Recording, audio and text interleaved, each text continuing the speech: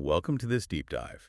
Today, we're looking at a stack of recent market analyses and technical charts tracking the absolute whiplash in the silver market for March 2026. Yeah, whiplash is definitely the right word for it. Right. So our mission is to figure out why a metal with off-the-charts industrial demand just experienced this massive, mechanical reset. I mean, just weeks ago, silver was blowing past $100 an ounce. And today it's sitting right in the $70 range. It's a brutal 40 to 45% drop. Exactly. And here's where it gets really interesting. It's like watching a speeding sports car doing 150 miles per hour and the driver suddenly slams the emergency brake. Right. You're left wondering if the engine failed or, if they just saw a roadblock we can't see yet. Well, we're definitely looking at a major volatility event rather than just your standard pullback. But to understand that roadblock, you really have to separate the actual tangible silver metal from the paper market. Oh, right. The derivatives market. Exactly.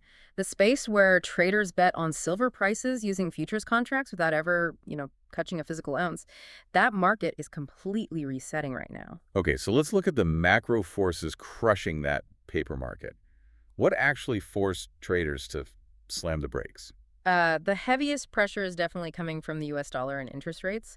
The 10-year Treasury yield recently pushed above 4%. Right. And at the same time, the Federal Reserve stayed unexpectedly hawkish, meaning they basically signaled they aren't cutting interest rates anytime soon. Okay, but how does that impact silver? Well, because physical silver doesn't pay a yield or a dividend, right? So a guaranteed 4% return from government bonds suddenly looks like very attractive to institutional investors. Oh, I see. So they just liquidate their paper silver contracts for cash. Exactly. And this flood of selling artificially drives down the global spot price completely regardless of what's happening with the actual physical supply. Wait, let me push back on that for a second. If physical demand from things like AI infrastructure and solar panels is as relentless as our data indicates, why do bond yields even matter? It's a totally fair question. Like, shouldn't industries buying up real physical silver override whatever algorithmic traders are doing on paper? You would think so, yeah. But the sheer volume of paper trading just dwarfs the physical market by, orders of magnitude. Wow. Yeah, it's immense. Because of that trading volume, the paper contracts dictate the price. However, that paper dominance is exactly why we're seeing a critical support floor forming around $70. Okay, so what happens if that $70 floor completely caves in? If the macro pressure causes that floor to break, we're likely looking at a rapid mechanical descent down to $60 or maybe even the mid-50s. Ouch. And if it holds? If it holds, the market enters a consolidation phase. It'll probably bounce between $70 and $90 while it kind of catches its breath. So the derivatives market is reacting strictly to macroeconomic policy and just completely ignoring the tangible metal you can actually hold in your hand. Totally.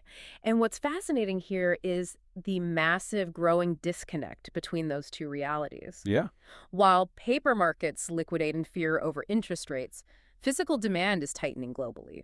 We're seeing huge delivery volumes on exchanges like COMEX. Meaning buyers are actually demanding the physical metal be handed over. Right. They aren't just rolling over their paper contracts anymore. On top of that, China significantly ramped up its physical imports in early 2026. Right, to feed that relentless demand for modern electronics and green energy. Exactly. It's basically like a sold-out concert. The ticket scalpers out in the parking lot, the paper traders, are panic selling their stubs at a massive discount because the macroeconomic forecast says it might rain. Yeah, that's a great analogy. Meanwhile, the actual fans, the industries, are still queued around the block, quietly buying up those discounted tickets because the band is already playing.